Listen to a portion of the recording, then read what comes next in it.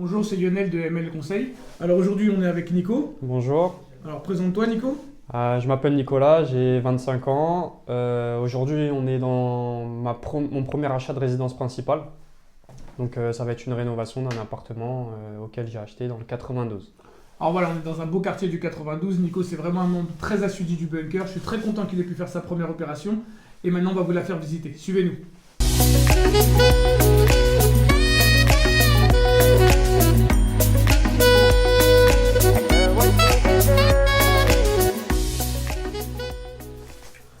Donc alors ici, on va commencer par l'entrée de l'appartement, Nicolas. Alors explique-nous ce qu'il y avait avant et ce que tu comptes faire maintenant. Ok, donc initialement, dès l'entrée à gauche, on avait les WC. Donc le WC va être maintenu. Juste à côté, donc, on avait la salle de bain avec une baignoire et un lavabo. Aujourd'hui, on va la déplacer et faire la cuisine à cet endroit. Donc ça y est, on vient de voir l'entrée qui va se transformer en cuisine. Suivez-nous maintenant dans le salon. Allez Nico.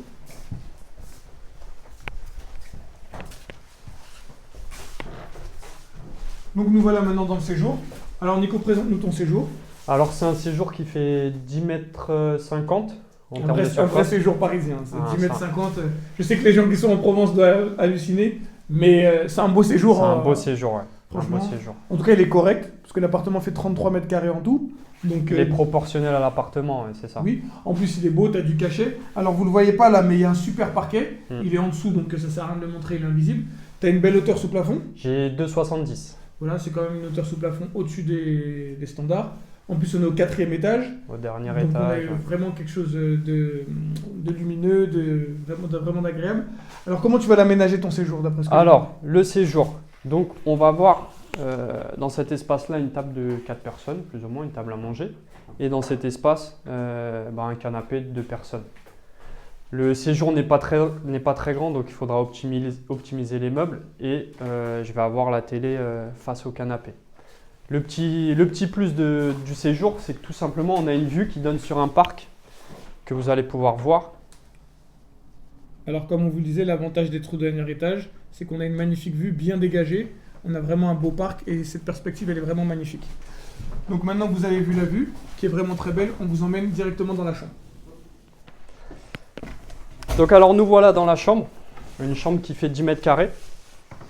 Elle va se configurer de telle sorte, en fait, on aura la télé sur ce pan de mur là et le lit de ce côté là.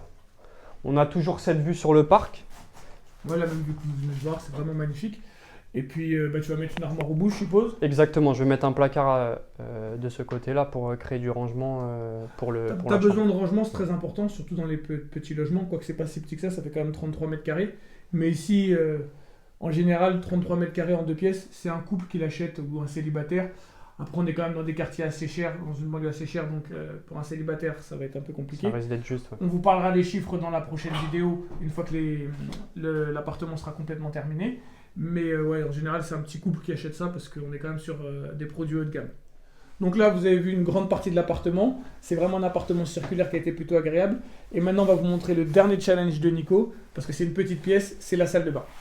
On nous suit? Allez, c'est parti. Vas-y, on y va. Donc du coup, voici la future salle de bain qui était anciennement en fait la cuisine. Elle va être agencée de telle sorte, c'est qu'à la place de l'évier que vous voyez, il y aura un receveur.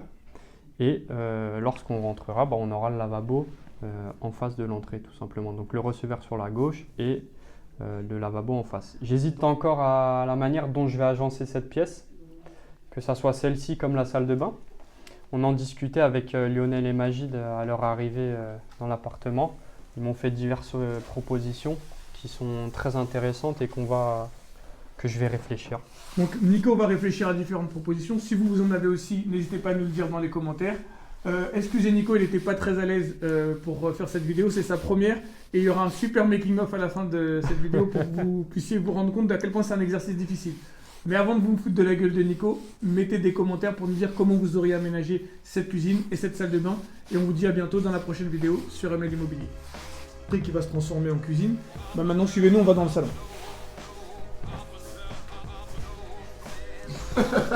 C'est bon. Okay, donc initialement, là, c'est resté bloqué. On recommence.